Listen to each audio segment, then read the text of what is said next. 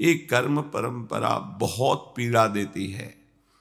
सबसे पहले बुद्धि को अधीन करके संसार में सत्यत्व भाव रख करके बार बार दुख विपत्ति संकट जन्म मरण, कितना प्रपंच है। राग द्वेष का तो जाल फैला हुआ है, ईर्ष्या मात्सर्य हृदय को जला रहा है, काम क्रोधादि ये एक क्षण भी चैन नहीं लेने दे रहे। फिर भी हम सुख की आशा में इसी दुखालय में सुख चाहते हैं, इसी संसार में जीना चाहते हैं।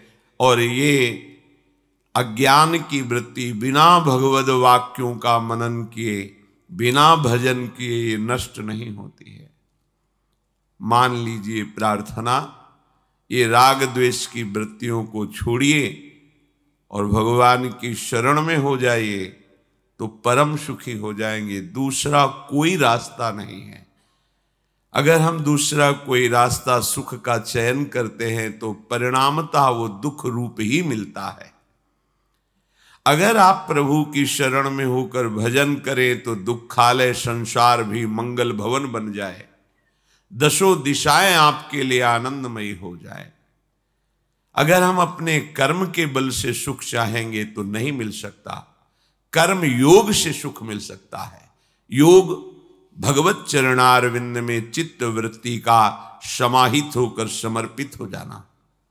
अगर प्रभु से संबंध नहीं है तो वो कर्म है, और जहां प्रभु से संबंध स्वीकृत हुआ, भगवत भाव हुआ, वही कर्म योग बन जाता है। और कर्म योग परमानंद प्रदान करता है, और कर्म ये दुख ही प्रदान करते हैं। चाहे जिस लोक में जाए उसको कभी शांति नहीं मिलती। बड़े बड़े पुण्यवान हैं हमसे भी ज्यादा, तो जहां अन्य लोकों में गए वहां उनका बड़ा सुख देखा, वहां भी जलन हो रही, वहां भी ईर्ष्या है, वहां भी मात्सर्य है। तिनके से लेकर ब्रह्मलोक तक सब माया का प्रपंच फैला हुआ है। श्री भगवान कह रहे हैं कि परमानंद महासुख की प्राप्ति के लिए जो अनन्य भाव से मेरा भजन करते हैं, ये अनन्य शब्द बार बार इसलिए परिचय दिला रहे हैं कि एक बार अनन्य हो जाओ। शरीर का राग, इंद्रियों में जो भोगों की सुख की लालसा है, और परिवार मित्र सुहृदजनों में जो स्नेह है, राग है, यही हमारा बंधन है, यही बंधन है। अगर इसको आप बंधन मान लेंगे तो मुक्त होने की इच्छा होगी, पर आपने तो इसे सुख मान लिया, बंधन मानते ही नहीं है, तो परिणामतः दुख ही दुख भोगते चले जा रहे हैं। कल एक भगत जी कह रहे थे, अश्रु प्रवाह करते हुए, वृद्धावस्था है, मेरी पत्नी पधार गई, पर रात दिन उसकी याद आती है और मैं रोता हूं। विचार कीजिए, शरीर तो चला गया लेकिन शरीर की स्मृति बनी है, और इतनी जोर की बनी है कि उनको अशयी हो रहा है वियोग। धन्यवाद का पात्र उसी समय जी हो जाता है जब ऐसी स्थिति प्रभु के लिए हो जाती है। सच्चिदानंद प्रभु की स्मृति में वो रोता है तो जगत पावन करने वाला बन जाता है। कोई भी निरंतर हमारे साथ नहीं रह सकता। हमारा शरीर भी हमारे पास नहीं है अब भी, केवल तुम मान रहे हो। ये प्रतिपल मृत्यु का ग्रास होता जा रहा है। जैसे अंजुली को चाहे जितना जोर बांध करके जल लो, वो जल क्षीण ही होता चला जाएगा। ऐसे ही तुम्हारी आयु प्रति क्षण नष्ट हो रही है, प्रति क्षण मृत्यु का ग्रास बन रही है। आपको समझ में नहीं आ रहा। बस यही समझ प्रदान करने के लिए भगवत प्रेमी महात्माओं की वाणी में प्रभु बैठ करके उपदेश करते हैं कि तुम समझ जाओ तो परमानंद में मगन हो जाओगे। प्रभु कह रहे हैं, सततम कीर्तयन्तो मां यतन्तश्च दृढ़व्रताः नमस्यन्तश्च मां भक्त्या नित्य युक्ता उपासते। हे अर्जुन, जो नित्य निरंतर मेरे में लगे हुए उपासक हैं, नित्य और निरंतर, ये बड़ी दुर्लभ बात है। शरीर हमारा अनित्य है, तो इस शरीर से जितनी भोगी जाने वाली वस्तुएं सब अनित्य हैं। अनित्य माने नाशवान। और इससे जितनी क्रियाएं होती हो सब नाशवान है। नित्य हमारा स्वरूप है, नित्य हमारे आनंददाता प्रभु हैं। यदि इस नित्य संबंध को नित्य से कर लिया जाए तो निरंतर भजन होने लगे। पर हम अपने स्वरूप को जो नित्य है उसको भूलकर अनित्य शरीर, अनित्य संसार में सुख खोजने की वृत्ति से लग गए, इसलिए अब भजन नहीं होता।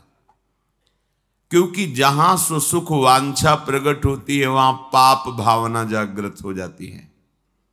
जितने पाप होते हैं वह स्वसुख वांछा से होते हैं। स्वसुख वांछा ये आसुरी भाव है। आशु कहते हैं प्राणों को, जो केवल अपने प्राणों के पोषण में लगे हैं, केवल इंद्रियों के भोगों में लगे हैं। वो अनित्य में लगने के कारण प्रभु का जो नित्य स्वरूप है, नित्य संबंध है, वो निरंतर भजन नहीं कर सकते। इसलिए पहले भजन करने के लिए हमें आवश्यक है अनित्य वस्तुओं को अनित्य मानना। यदि गलती को गलती मान लोगे तो सुधार हो जाएगा, और गलती को गलती ना मानकर उससे गुण बुद्धि से तो कभी सुधार होने वाला नहीं। हम लोगों की सबसे बड़ी गलती ये हो गई है कि शरीर को मैं मान करके भोगों में सुख है, स्नेह संसार में सुख है, बस ये बहुत बड़ी भूल है।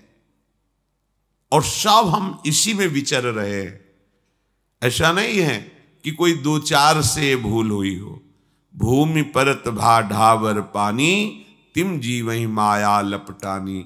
जैसे आकाश से निर्मल जल गिरता है, पृथ्वी का स्पर्श होते ही मलिन हो जाता है, ऐसे ही जीवात्मा जो निर्मल परमात्मा का अंश है, इस शरीर में आते ही वो मलिन भाव को प्राप्त हो जाता है। देह भाव को प्राप्त होना ही ये मलिनता है, क्योंकि इसी से सारी मलिनताएं प्रकाशित होती हैं।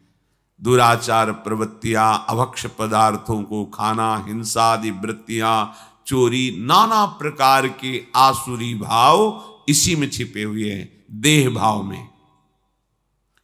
हमें जब तक प्रभु के चरणारविंद का आश्रय और उन्हीं को केवल अपना मानना, ऐसा भाव नहीं आता, तब तक निरंतर भजन हो ही नहीं सकता। कितने भगत जन ऐसे मिलते हैं जो कहते हैं हमारा 24 घंटे भजन होता है, फिर इसके बाद वही बोलते रहते हैं, मैं बहुत अशांत हूं, मैं बहुत परेशान हूं, मन हमारा बहुत हमको जलाता है। क्या बोल रहे हो? निरंतर भजन और ये स्थिति मजाक कर रहे हो। निरंतर भजन होने लगे तो किसी की ताकत नहीं कि उसके हृदय में अशांति पैदा कर दे। आप झूठ से अपने को मान रहे हैं कि मैं निरंतर भजन करता हूं, क्योंकि निरंतर भजन करने वाले के शब्द ही नहीं निकलेंगे। जब मन प्रभु आनंद सिंधु में लगा तो अशांत कैसे हो सकता है? मन अशांत है तो भजन किससे कर रहे हो? चित्त वृत्ति विक्षिप्त हो रही है तो चित्त वृत्ति संसार में लगी, प्रभु में कहां? अभी तुम मैं से जुड़े हुए शरीर को लेकर डोल रहे हो, निरंतर भजन कहां? निरंतर भजन तो जब प्रभु में और अपने में अंतर खत्म हो जाता है तब होता है निरंतर भजन। शरीर भाव का त्याग करके अपने अंशी प्रभु में प्रतिष्ठित हो गया। ब्रह्मविद ब्रह्मैव भवति, भगवत स्वरूप हो गया, अब निरंतर भजन होता है। पर इसके लिए हमें प्रयास करना है, हमें प्रयास का अवसर दिया गया है।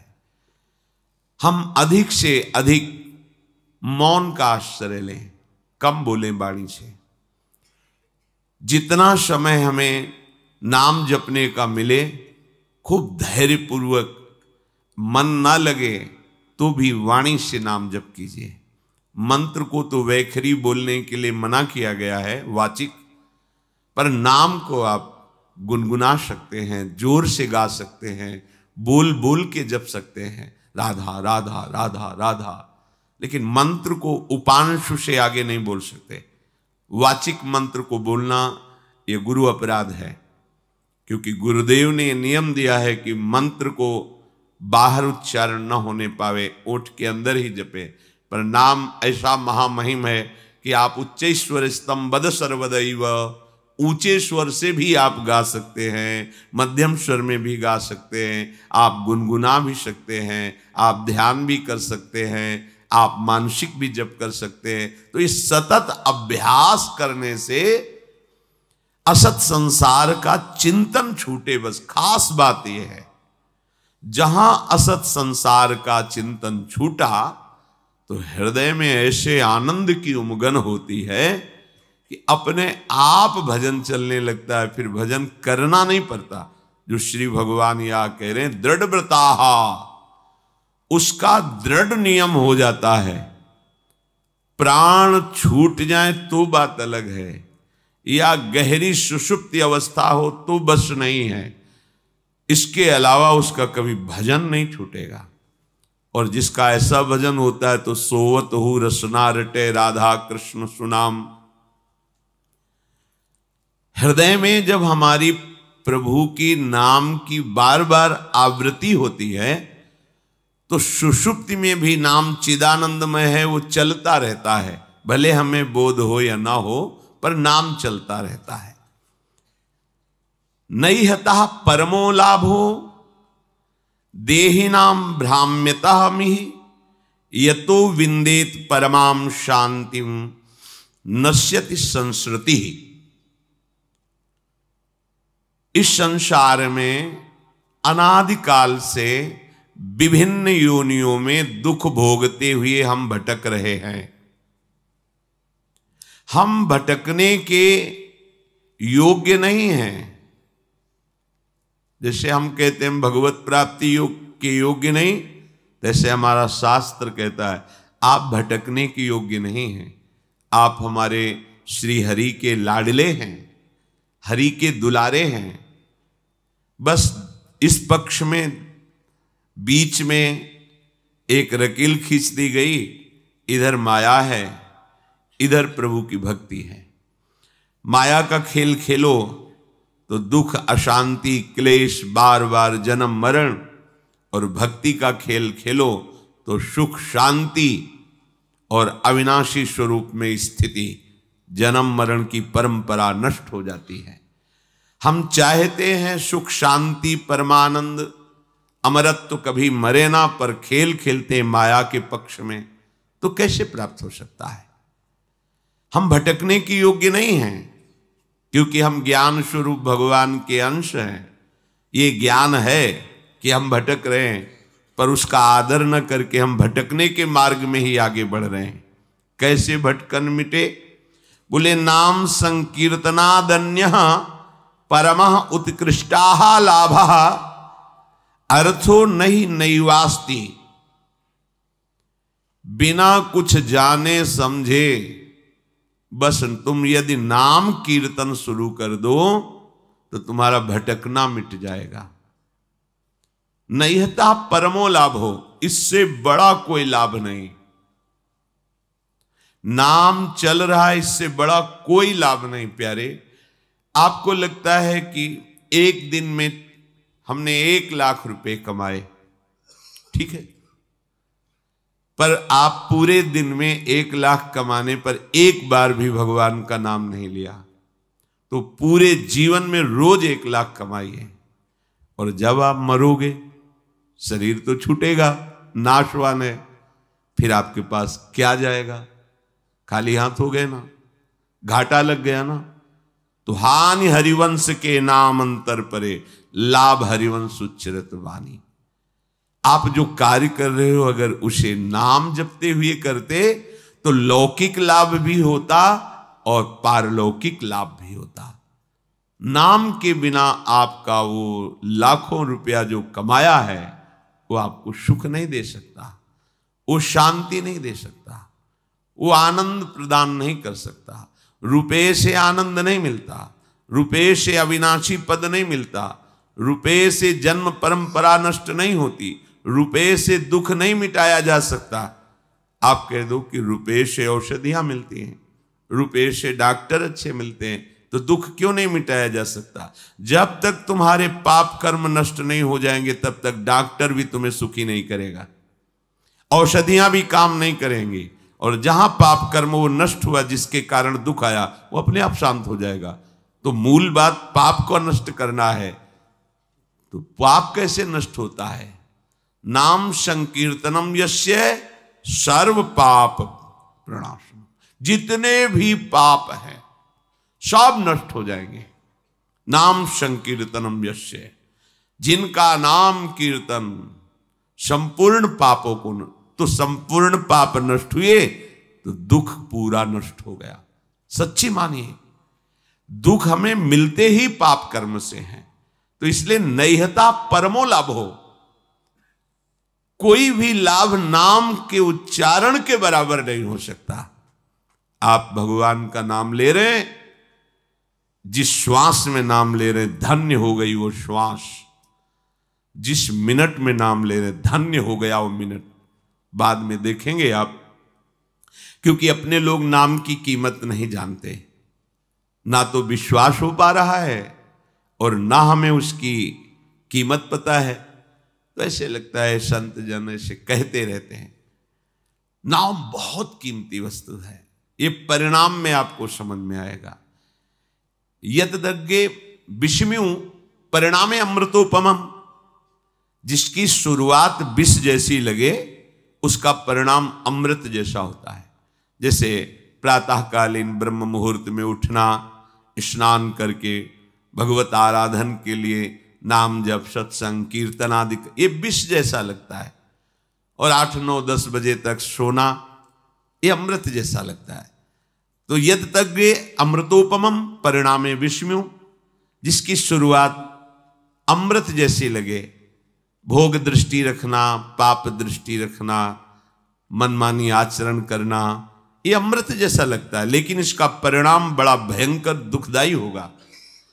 और संयम में रहना, मन को रोकना, इंद्रियों को गलत विषयों के भोग में न जाने देना और नाम जप करना, ये विष जैसा लगता है, लेकिन परिणाम में अमृत मिलेगा। परिणाम अमृतोपमम। नैहता परमो लाभो देहिनाम भ्राम्यताम ही, इस संसार में भ्रमित लोगों को परम लाभ प्रदान करने वाला ये नाम है। नाम यतो विंदेत परमाम शांतिम नश्यति संस्कृति ही, ये सब आवागमन के चक्र को मिटा करके परम शांति परम सुख प्रदान करने वाला नाम है। यतः कीर्तनात् परमाम शांति मोक्षम विंदेत तस्य संस्कृति जन्म मरणादि दुखम च नश्यति मोक्षो भवतीत्यर्थः। परम शांति, परम पद, आवागमन चक्र से मुक्ति, ये स्वाभाविक हो जाएगी। आप केवल नाम जप कीजिए। ते सभाग्या मनुष्येषु कृतार्था नृप निश्चितम स्मरन्ति स्मारयन्तो ये हरिर्नाम कलौ युगे। मनुष्यों में वो परम धन्य है। ये अन्यान स्मारयन्तः सन्तः हरिर्नाम स्वयं स्मरन्ति ते मनुष्येषु कृतार्था सभाग्याः निश्चितम। निश्चित प्रतम जानी हो, निश्चित वो परम धन्य हो जाता है जो अन्य स्मरण त्याग करके संतों के प्राणनाथ प्रभु श्री हरि का स्मरण करता है और दूसरों को भी करवाता है। ये जरूर करना चाहिए। अपने परिवार का मंगल करने के लिए कुछ समय नाम कीर्तन घर में जरूर होना चाहिए। मान लीजिए प्रार्थना, आपको परम सुख मिलेगा। आप सुख के लिए ही दौड़ रहे हैं, थोड़ी देर में, हम ज्यादा नहीं कहते, 10 मिनट, 24 घंटे में कोई 10 मिनट आप निकाल लीजिए। कोई संगीत ना हो तो अपने पास ये संगीत है, ताली, राधा राधा, किसी भी ध्वनि में, किसी भी राग में, भाव न लगे ना लगे, श्रद्धा बने ना बने, दवाई मानकर, औषधि मान करके आप कीजिए। आपके घर में जब राधा नाम गूंजेगा तो दरिद्रता भाग जाएगी। देख लेना, करके देख लेना। अब मानो तभी ना। आपके घर में कोई भी कभी प्रेत आत्मा प्रवेश नहीं कर पाएगी। आपके परिवार वालों पर किसी का टुटका नहीं चलेगा। अगर आप अपने परिवार को बैठाल कर 10 मिनट केवल नाम कीर्तन कीजिए, राधा कृष्ण, राधा वल्लभ, राधे श्याम, जो आपको प्रिय नाम लगे, सब नाम महिमामय हैं। बैठ कर कीर्तन मान लीजिए ना। आप मानते नहीं, सुनते तो बहुत हैं, आचरण में नहीं उतारते। 24 घंटे में कभी एक ऐसा समय रखिए जब आप अपने परिवार के साथ प्यार से बैठ करके और प्रभु का नाम की, फिर आप देख लेना, खुद देख ले, 10 मिनट, 24 घंटे में हम 10 मिनट की बात कह रहे हैं। और कहीं सौभाग्य और बढ़ जाए तो एक अध्याय भगवान की महिमा का गान सुनाइए परिवार को बैठकर। श्रीमद् भागवत है, भक्तमाल जी है, भक्तों के चरित्र हैं, भगवान की अवतार कथाएं हैं। आप देख लो, घर तीर्थ हो जाएगा। आपको कहीं तीर्थ जाने की जरूरत नहीं। लोग परेशान होते हैं, हमारे तो 7.5 शनिचर का प्रकोप है, या ऐसा वैसा, पता नहीं किसी ने क्या कर दिया है। ये सब भ्रम हट जाएगा। नाम कीर्तन की गूंज जो आपके घर में उठेगी ना, वो आपका मंगल करके ही छोड़ेगी। देख लेना। भाव कुभाव अनखालसहु, नाम जपत मंगल दिश दसहु, ते सौभाग्या मनुष्येषु, मनुष्यों में सौभाग्यशाली कौन है? बोले स्मरंत स्मारयंतो ये हरिर नाम कलो युगे। इस युग का बहुत बड़ा प्रताप है, जो 10,000 की वर्ष की तपस्या से फल नहीं प्राप्त होता, वो 24 घंटे नाम कीर्तन से प्राप्त हो जाएगा। बड़ी महिमा है। तो आप अगर 10 मिनट अपने घर में नाम कीर्तन करें, एक अध्याय श्रीमद् भागवत का प्रभु को सुनाएं। संस्कृत ना आता हो तो हिंदी में ग्रंथ हैं, उनका अर्थ लिखा हुआ है, हिंदी में पढ़ लीजिए, हमें भाव प्राप्त हो जाएगा। जैसे सुधा सागर, प्रेम सागर, ऐसे केवल हिंदी से ग्रंथ की रचना हुई, उन्हीं को अर्थ के द्वारा पूरा बांधा गया है। जो श्लोक हैं उन्हीं के अर्थों को पूरा क्रम से लिखा गया है। बहुत सुंदर। प्रेम सागर, सुधा सागर, बहुत सरल भाषा में महान वैष्णव परम पूजनीय गोस्वामी तुलसीदास जी ने सब शास्त्रों की सार बातें, रामचरितमानस। जब हम सतशास्त्रों का अपने परिवार में बैठ करके गायन करके श्रवण कराते हैं तो सबके संस्कार पवित्र होते हैं, बुद्धि बदलती है। कितना प्रभाव पड़ता है। गर्भस्थ शिशु को नारद जी भगवान की भक्ति और कथा सुना रहे हैं तो प्रहलाद जी प्रकट होते ही महाभागवत के रूप में। आप देखो, गर्भस्थ शिशु अभिमन्यु को चक्रव्यूह तोड़ने का उपदेश कर रहे, तो गर्भ में ही वो सीख गए। बड़ी महिमा है। यदि आप अपने परिवार में नाम कीर्तन करेंगे और भगवत आराधना की भावना से ठाकुर जी विराजमान करके उनको कथा सुनाएंगे, एक अध्याय सुनाए, एक अध्याय, एक अध्याय आपके जीवन के अध्याय को बदल देगा। आप देखना ना, पर कोई करना नहीं चाहता। और कहीं ये सौभाग्य उदय हो जाए कि बिना ठाकुर जी को भोग लगाए हम पाएंगे नहीं, तब तो बात बन गई, फिर तो बिगड़ेगी नहीं। क्योंकि आहार से हमारा प्राणों का पोषण होता है और बुद्धि का प्रभावित होना होता है। अगर सात्विक आहार है तो बुद्धि सात्विक, राजसिक तो राजसिक, तामसिक तो तामसिक। जब प्रभु को भोग लगा दिया जाता है तो गुणातीत हो जाता है, न वो सतोगुणी, न रजोगुणी, न तमोगुणी, वो भगवत प्रसाद हो जाता है। और प्रसाद एक एक कवल में महान सुकृत प्रदान करता है। भोजन भी हो गया और पुण्य भी बन गया, भगवान को भोग लगाया और पा लिया। ते सौभाग्या, ये सौभाग्यशाली मनुष्यों का जीवन है। कृतार्था, निश्चित इनका कल्याण हो जाता है, कृतार्थ हो जाते हैं। स्मरन्ति स्मारयन्तो, कई ऐसे सौभाग्यशाली परिवार हैं जो अपने छोटे छोटे बच्चों को बैठते, एक माला राधा नाम करो, हम तुम्हें अमुक वस्तु बाल भोग बना रहे हैं, तुरंत पवाएंगे, फिर आप स्कूल जाओ। एक माला राधा राधा राधा 108 बार बोलो। ये संस्कार उनको ऐसी उन्नति की तरफ ले जाएंगे कि जब बुद्धि पवित्र होगी तो पढ़ाई में लगेंगे, स्मरण शक्ति तेज होगी, पवित्र व्यवहार होगा तो इनका जीवन प्रकाशित हो जाएगा। जिन घरों में भगवान नाम कीर्तन, भगवत कथा वार्ता नहीं होती, तो कई जन ऐसे प्रश्न करते हैं कि हमारे बच्चे अब हमारे अनुशासन में नहीं रहे, वो मनमानी आचरण करते हैं, हम समझाने की चेष्टा करते हैं, क्या हो गया? बच्चापन से उनकी बुद्धि में रजोगुण बढ़ा, रजोगुण तमोगुण में बदल गया, अनादर प्रारंभ हो गया। अब न वो शास्त्र मानेंगे, न तुम्हारी गुरुजनों की बात मानेंगे। अब मन की बात, तो मन तो अधोगामी है, वो निश्चित उनको विषयों में ऐसी जगह फंसाएगा जहां अशांति ही अशांति, दुख ही दुख है। स्मरन्ति स्मारयन्तो, आदेश कर रहे हैं, खुद भजन करो और दूसरों को भजन करने की प्रेरणा दो। अगर हमारा कोई रिश्तेदार है, नातेदार है, मित्र है, प्रियजन है, हमारे पास बैठता है, तो हमें प्रार्थना करनी चाहिए मृदु शब्दों से।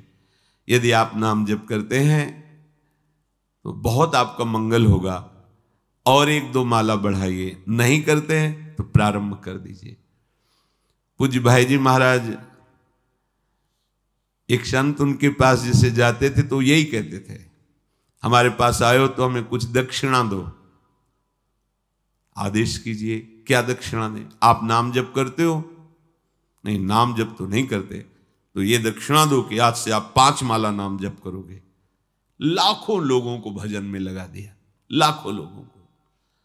ऐसे ही आप अपने सुहृद जनों को, मित्र जनों को, रिश्तेदार नातेदार जनों को नाम में यदि लगा दोगे तो आपने परम मंगल कर दिया, और उसका परम लाभ आपको मिलेगा। जैसे आपकी प्रेरणा से 5 लोग नाम में जप में लगे तो आपके ऊपर विशेष हरि की कृपा होगी, क्योंकि 5 के जीवन उद्धार की बात आपने की, तो आपका जीवन अपने आप मुक्त हो जाएगा माया प्रपंच से। ये रहस्य है। आप दूसरों को सुख देने की भावना करें तो आपको कभी दुख नहीं मिलेगा, पर हम अपने सुखी होने के लिए दूसरों को दुख देते हैं, इसलिए कभी सुखी नहीं हो पाते। कलेर दोष निधे राजन अस्ति हे को महान गुण, कीर्तना देव कृष्णस्य मुक्त बंधा परम ब्रजेत। इस कलिकाल का बड़ा अवगुणी स्वभाव है।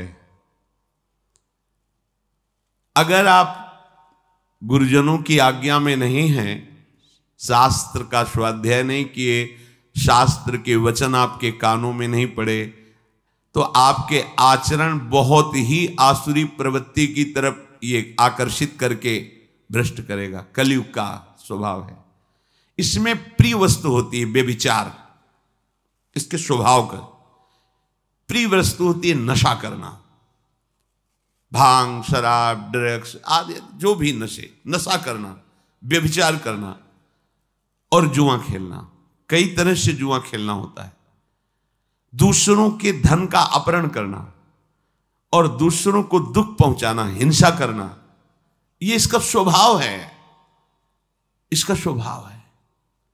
जैसे कालिया नाग ने भगवान से कहा था कि प्रभु मुझे दोष मत देना कि मैंने आप पर प्रहार किया, क्योंकि मेरा स्वभाव आपने ही बनाया है। बहुत वर्षों के बाद भी बदला लेने का स्वभाव मेरा होता है और वो आपके द्वारा ही रचा गया है। इसलिए आप नाराज मत होना कि मैंने आपको बांधा अपने नागपाश में, आप पर प्रहार किया। तो ये कलयुग का स्वभाव है। अगर आप भगवद आश्रित नहीं हैं तो शराब पीना आपको बुरा नहीं लगेगा। देखो, सब कोई जानता है, जब हम यहां से बोलते हैं तो कोई कह सकता है कि ये निषेध क्यों कर रहे हैं, लेकिन आप अपने हृदय में बैठ करके थोड़ा विचार कीजिए, क्या ये आपका स्वास्थ्य बढ़ा देगा? कितने ऐसे हमारे सामने आए हैं जिनके लीवर खराब हो गए, जिनका जीवन खत्म हो गया, उनके परिवार के जन भी हैं। हितदाम में जब दिया कि बहुत शराब पी, अब तो डॉक्टर ने कहा अब मरने, और कुछ दिनों में पधार गए। देखो, क्या आपका स्वास्थ्य इसमें अच्छा रहेगा? नहीं। क्या आपको समाज में से सम्मान मिलेगा? नहीं। नालियों में इधर उधर बेहोश होकर के गिर पड़ते हैं, शरीर की सामर्थ्य नहीं रहती। तो इससे क्या परमार्थ बनता है? नहीं। इससे क्या धन की प्राप्ति होती? नहीं। जब कोई भी लाभ नहीं मिलता, केवल प्रमाद और केवल हानि है, तो आप सोचो आप ठगे जा रहे हो कि नहीं ठगे जा रहे हो? व्यर्थ में आप ऐसे आचरण करते हो जिससे आपके जो पुत्र हैं, परिवार के जन हैं, वो आपसे असंतुष्ट रहते हैं। अगर कहीं वो आपका अनुगमन कर लें तो वो भी पतन के मार्ग में चले गए। किसी भी असत क्रिया से कभी शांति नहीं। प्यारे समझो, ये कलयुग का स्वभाव है। यदि आप प्रभु का आश्रय नहीं लिए, सत शास्त्रों का स्वाध्याय या श्रवण नहीं करते, तो आपको शराब पीने में हिचक नहीं होगी, क्योंकि स्वभाव है कलयुग का। मांस खाने में हिचक नहीं होगी, व्यभिचार करने में हिचक नहीं होगी, चोरी करने में हिचक नहीं होगी, हिंसा करने में हिचक नहीं होगी, जुआ खेलने में हिचक नहीं। ये उसका स्वभाव है और उसका प्रभाव है कि आपकी एक भी नहीं चलेगी, वो अपने प्रभाव से आपको बलात् रौंद देगा। इसलिए हित सजनी स्वरूपा महाप्रभु कह रहे, पाए जान जगत में सब जन कपटी कुटिल कलयुगी टंचु। तो कह रहे अगर इस कलयुग के प्रभाव से तुम्हें कोई बचा सकता है तो इसका एक बहुत बड़ा गुण है। अगर इस कलयुग में नाम जप किया जाए, नाम कीर्तन किया जाए, तो इसका कोई भी स्वभाव या प्रभाव आप पे लागू नहीं होगा और आपका हृदय निर्दोष होकर भगवान की प्राप्ति के योग्य हो जाएगा। एक ही उपाय है, नाम कीर्तन, नाम जप, भगवत चर्चा करना, भगवत चर्चा सुनना।